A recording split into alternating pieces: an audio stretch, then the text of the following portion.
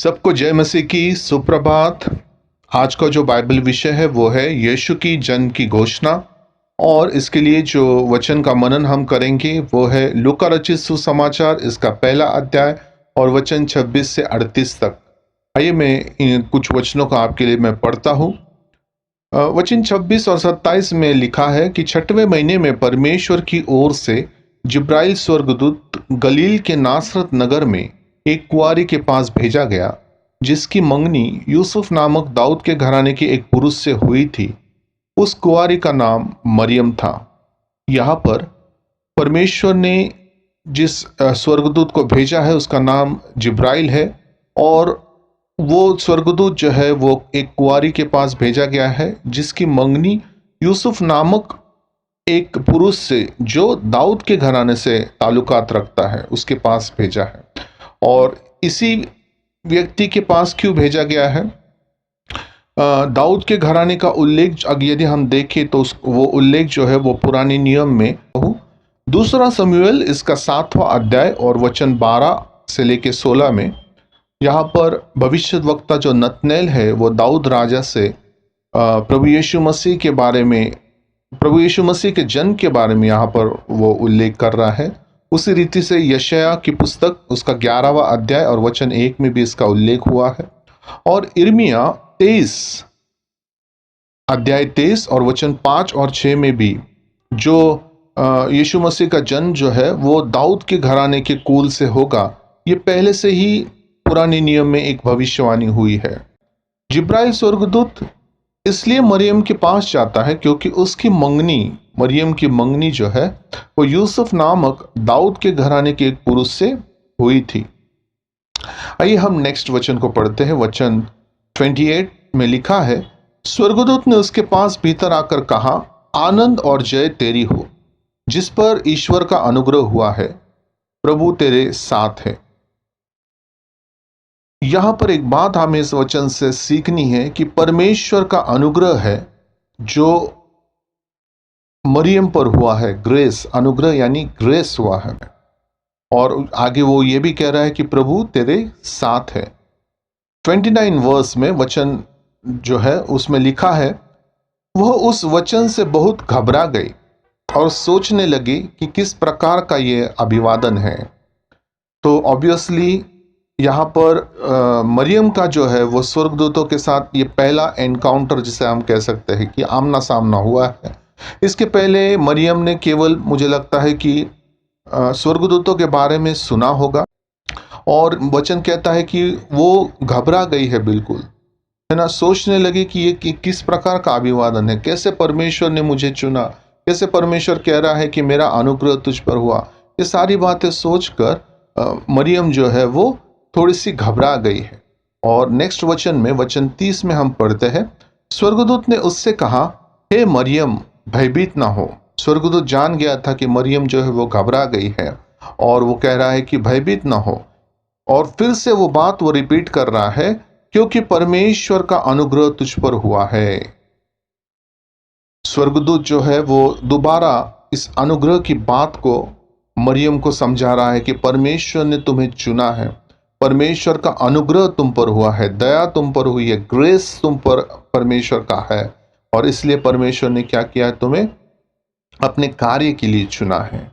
और वचन 31 में हम देखते हैं, 31 वर्स में, देख तू गर्भवती होगी और तेरे एक पुत्र उत्पन्न होगा, उसका नाम तू यीशु रखना।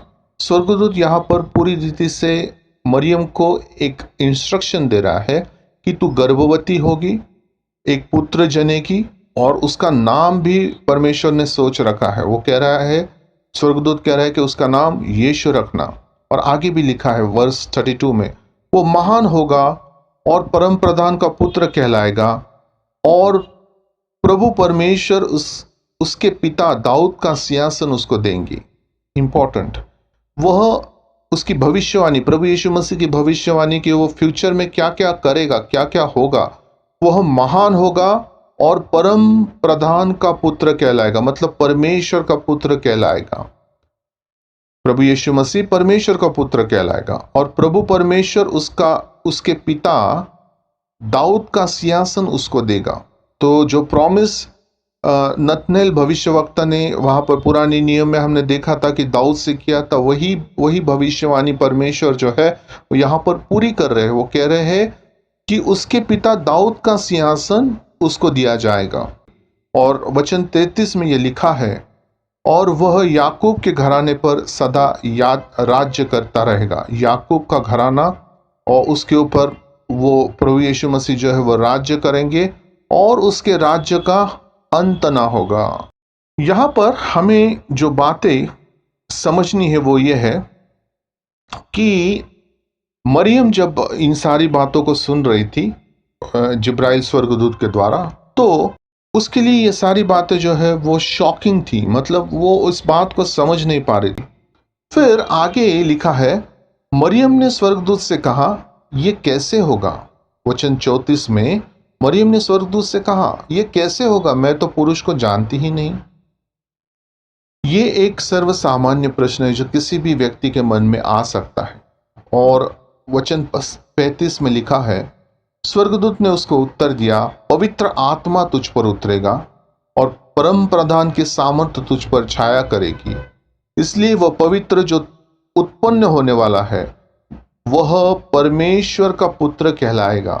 सो ये सारी बातें कैसे होगी, इसका विश्लेषण जो जिब्राइल स्वर्गदूत है वो मरियम से कहता है कि पवित्र आत्मा के द्वारा आप जो है वो आप उस बेटे को जन्म दोगी, और वो जो उत्पन्न होने वाला, मतलब जो जो इस संसार में आएगा वो परमेश्वर का पुत्र कहलाएगा।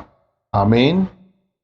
और वचन 36 में लिखा है, और देख तेरी कुटुंबिनी इलिशिबा के भी बुढ़ापे में पुत्र होने वाला है, ये उसका जो बांझ कहलाती थी 6वां महीना है।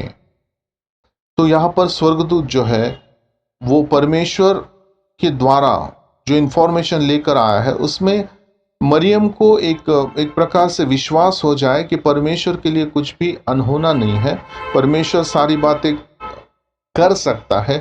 इसके लिए एक साइन भी उसने दी, और वो साइन इलिशिबा के माध्यम से मरियम के पास आई है। और नेक्स्ट वर्स में 37 में लिखा है, क्योंकि जो वचन परमेश्वर की ओर से होता है वो प्रभाव रहित नहीं होता। सबसे महत्वपूर्ण वचन मुझे ये लगता है कि यहाँ पर हमें भी इस वचन से बहुत कुछ सीखने को मिलता है।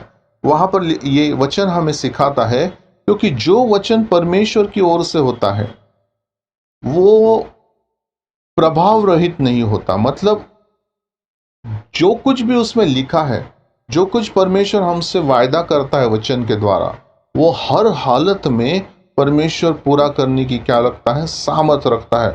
वो वचन कभी प्रभाव रहित नहीं हो सकता, वो वचन कभी खाली नहीं रह सकता, वो वचन काम किए बगैर नहीं रह सकता। ये हमें इस वचन से सीखना है।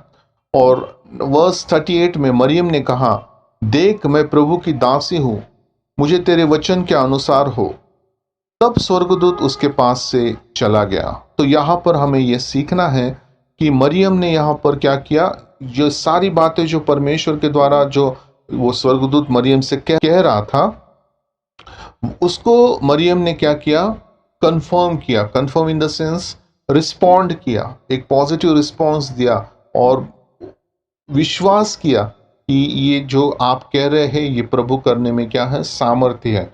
और वो क्या कह रही है यहाँ पर, इंपॉर्टेंट बात वो कह रही है, मैं प्रभु की दासी। उसने प्रभु को अपना स्वामी मान लिया और वो अपने आप को क्या कह रही है, मैं दासी हूँ परमेश्वर की, और जैसे परमेश्वर की इच्छा है वैसे ही मेरे जीवन में क्या हो, तेरे वचन के अनुसार हो। आमीन। वचन के अनुसार हो। सो यहाँ पर हमें ये सीखना है, इस ये जो वचन है 26 से 38 तक का जो वचन है, इसमें से इन वचनों में से हमें कुछ सीखना है। क्या सीखना है? पहले सबसे इंपॉर्टेंट बात, यदि आप परमेश्वर की इच्छा के अनुसार जिएंगे तो परमेश्वर आपके पीढ़ियों को क्या कर सकता है, आशीष दे सकता है। जैसे दाऊद को परमेश्वर ने क्या किया, आशीषित किया। उसके पूरे घराने को, उसके पूरे आने वाले जनरेशन्स को भी क्या किया, परमेश्वर ने आशीषित किया, और यीशु के माध्यम से राजा दाऊद भी उसी पीढ़ी का था जिसको ये आशीष मिली।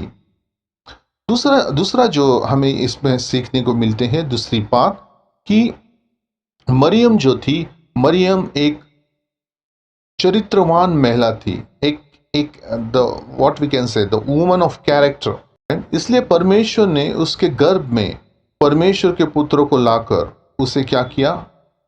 आशीषित किया, आशीर्वाद दिया।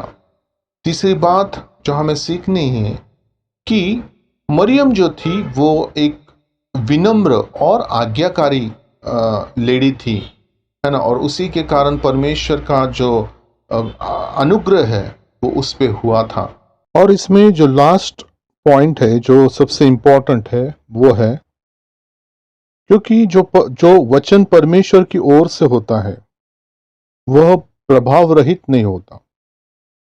यदि आप वचन पर विश्वास करते हैं और आपके जीवन में उसे स्वीकार करते हैं तो यह आपके विश्वास के अनुसार परिणाम लाता है। जैसे हमने ऊपर इस पॉइंट पर पहले भी डिस्कस किया है। सो आइए हम प्रार्थना करें। पिता परमेश्वर, हम प्रभु यीशु मसीह के पवित्र और सामर्थ्य नाम से आपके चरणों में आते हैं। प्रभु परमेश्वर पिता, हम आपको धन्यवाद देते हैं। यदि हम आपके वचनों पर विश्वास करते हैं और अपने जीवन में उसे स्वीकार करते हैं तो यह हमारे विश्वास के अनुसार कार्य करता है। प्रभु परमेश्वर, आप अपने पवित्र आत्मा के द्वारा हमारी सहायता करें ताकि हम चरित्रपूर्ण जीवन जी सके। हमें पवित्र आत्मा के वो आत्मिक फल दीजिए, प्रेम, आनंद, शांति, कृपा, नम्रता, संयम, इन फलों से हमें भर दीजिए और हमें आपके वचनों पर विश्वास करने में हमारी मदद करें ताकि इससे हमें ताकत मिले और हम आध्यात्मिक रूप से एक संतुलित जीवन जी सकें। प्रार्थना प्रभु यीशु मसीह के पवित्र और सामर्थ्य नाम से मांगते हैं, आप उसे कबूल करें। आमीन। मैं आशा करता हूँ कि आज जो भी हमने वचन के द्वारा सीखा है वो आपके आत्मिक जीवन में आपको एक नए स्तर पर ले जाने के लिए ज़रूर मदद करेगा। आज के लिए बस इतना ही। सभी को जय मसीह की।